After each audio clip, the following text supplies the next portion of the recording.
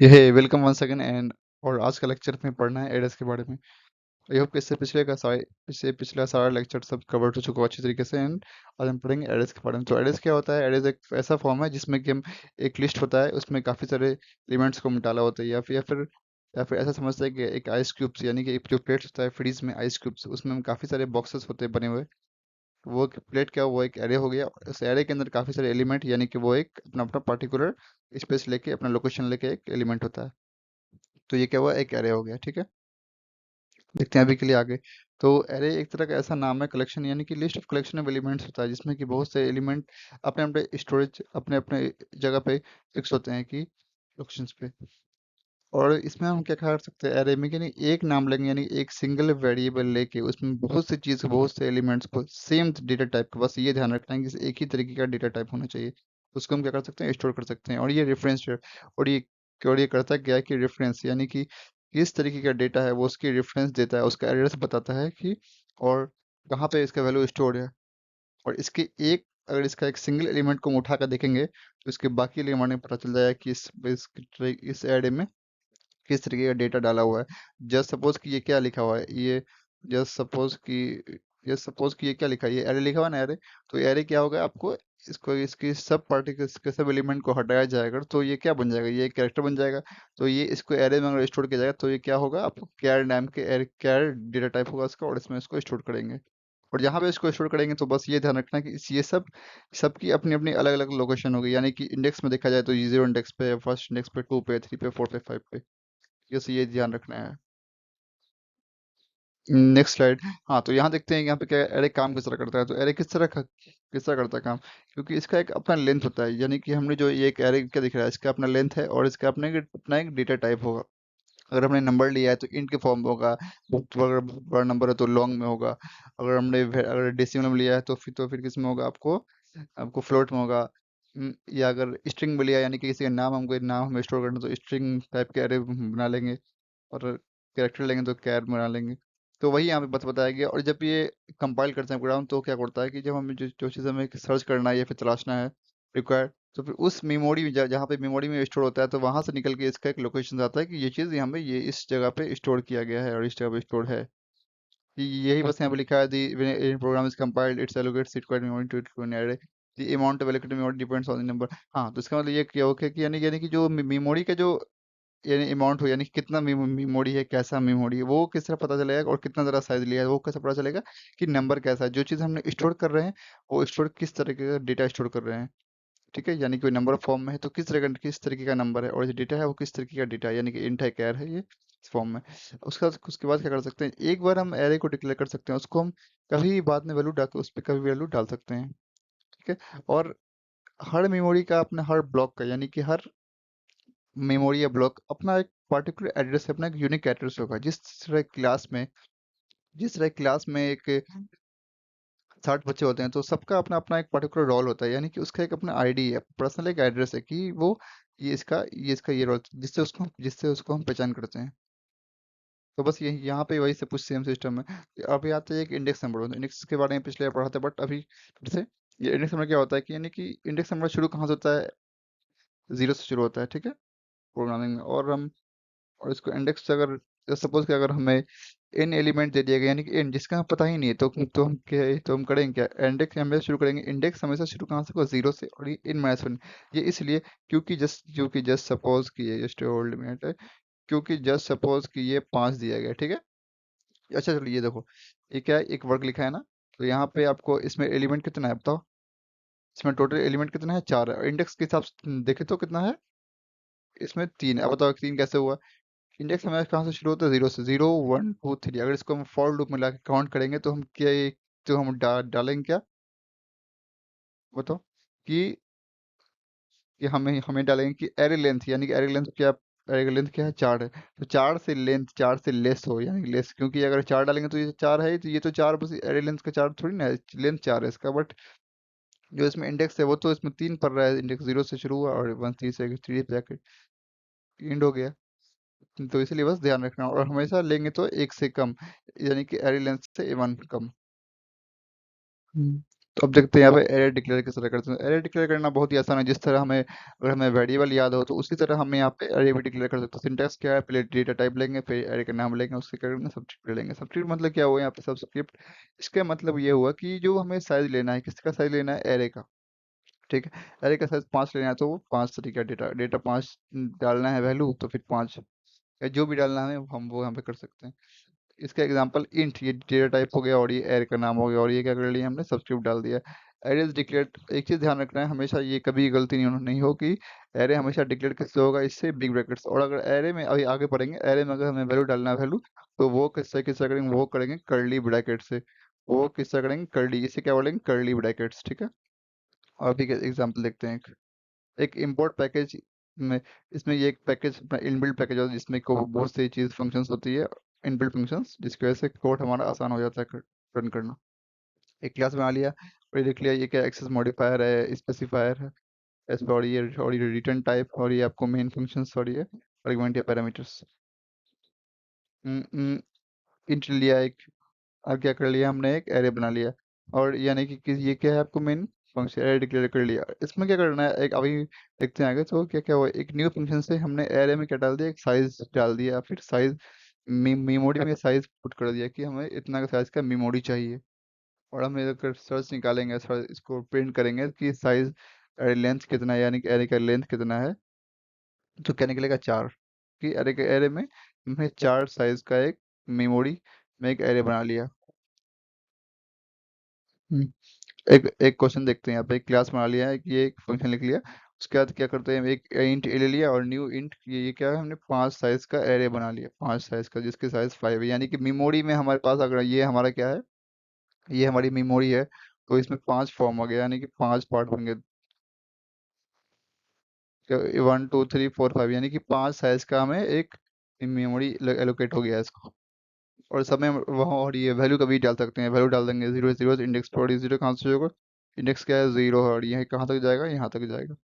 ये क्या होगा, 4। और ऐसा, ऐसे हिसाब से ऐसे हिसाब से देखा जाए तो कितना है, 5 है। ठीक है, ये ध्यान रखना, ए लेंथ, ये लेंथ कितना हुआ, इसका 5 है। और एरे कहाँ से प्रिंट होगा, 4 तक, इंडेक्स 4 तक जाएगा।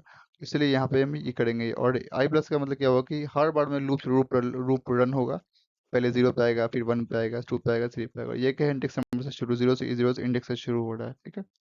हम्म, चलो देखते हैं नेक्स्ट स्लाइड में क्या है।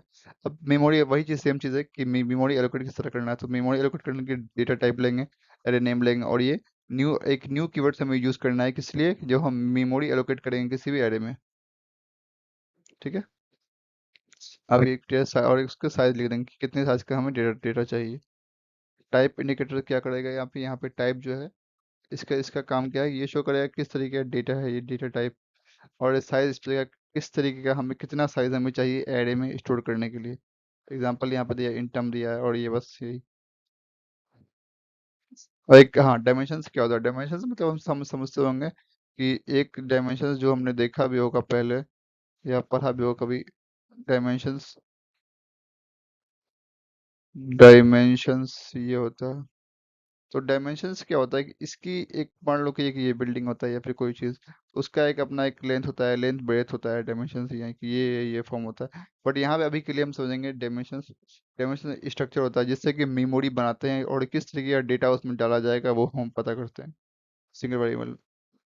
तो यहाँ पे क्या करते हैं, वहाँ पे क्या करना, वन डायमेंशनल एरे। ठीक है, वन डायमेंशनल एरे में क्या होता है, वन डायमेंशनल, यानी कि उसमें एक ही सिंगल लाइन होगा, एक सिंगल लाइन होगा जिसमें कि कुछ पर्टिकुलर एरे या कैरेक्टर्स, सॉरी एरे नहीं, कैरेक्टर्स या फिर स्ट्रिंग, ये सब डाला होगा इसमें, ये लीनियर। और ये एक फिक्स मेमोरी का होता है, और इसको हम पहले चाहे तो फिक्स कर सकते हैं मेमोरी में।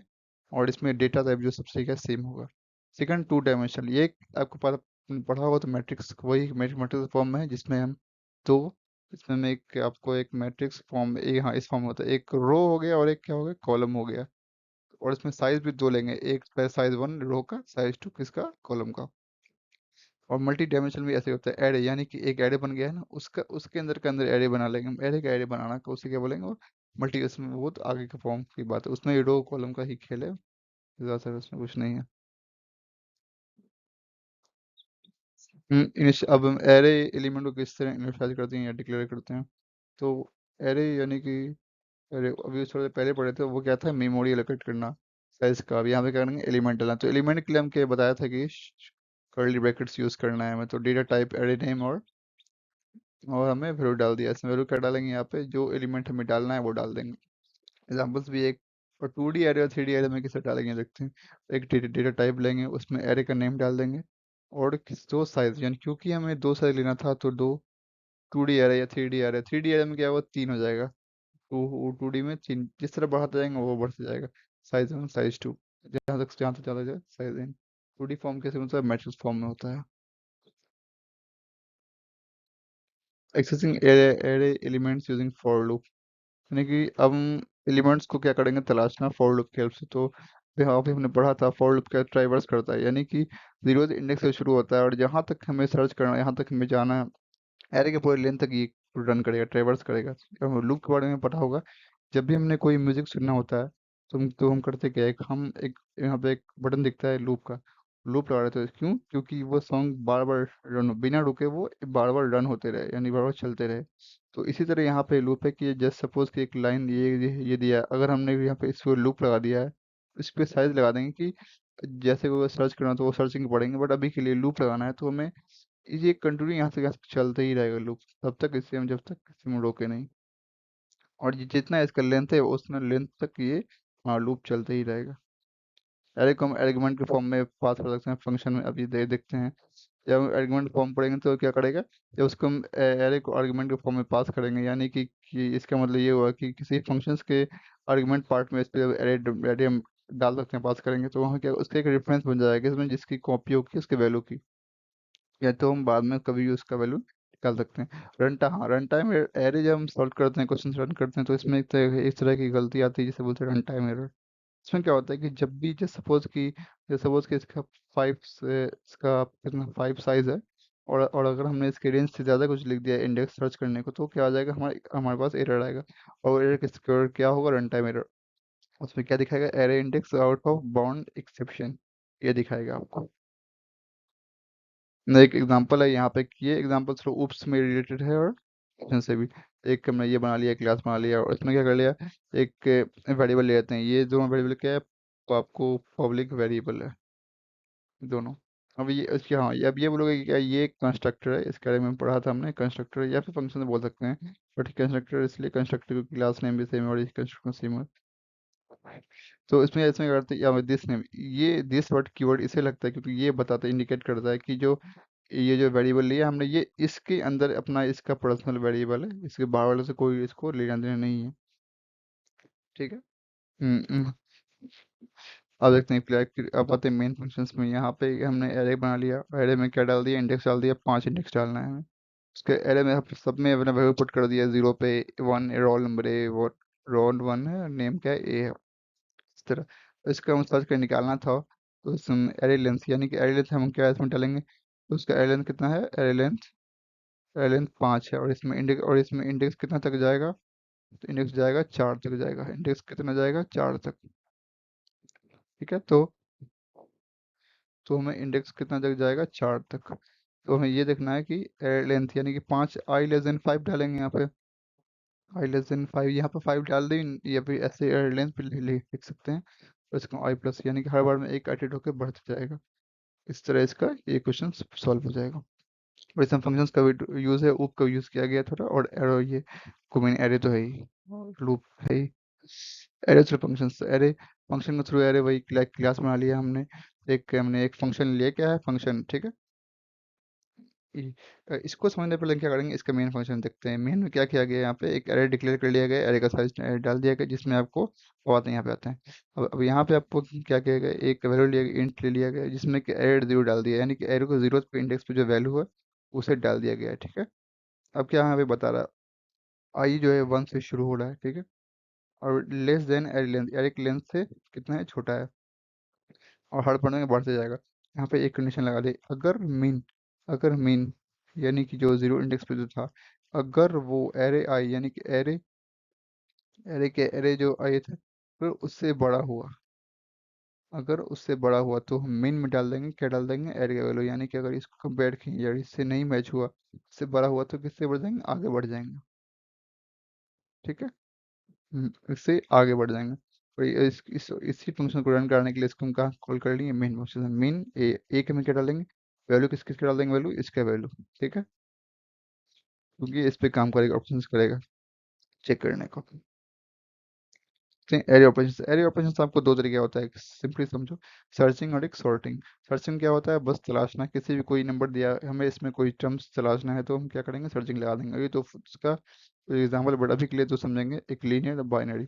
सेकंड सॉर्टिंग, जैसे सपोज कि ये एक, जैसे सपोज कि तुम्हारे पास बहुत से नंबर दिए हुए हैं, 2 8 7 9 12, ये सब उल्टा पुल्टा है, तो इसको अगर एक ऑर्डर में डालना हो, यानी कि या तो डिसेंडिंग करो या तो असेंडिंग करो, तो हम क्या क्या करेंगे, सॉर्टिंग लगाएंगे। सॉर्टिंग के तरीके, सॉर्टिंग बहुत तरीके होता है, बट अभी के लिए एग्जांपल है इंसर्शन, बबल, सिलेक्शन, ठीक है। और इसके बारे में नहीं, इसके बारे में परेशान होने की जरूरत नहीं है, इसके बारे में हम सर्चिंग सॉर्टिंग में एक स्पेसिफिक एक फुल वीडियो अच्छी तरह से समझेंगे कि ये क्या होता है। तो अभी के लिए, आज के लिए इतना ही, एंड आई होप कि यहाँ तक आपको समझ आ गया होगा। अगर कोई डाउट है तो आप फिर आप हमें कमेंट कर सकते हो, and will help later. Thank you so much.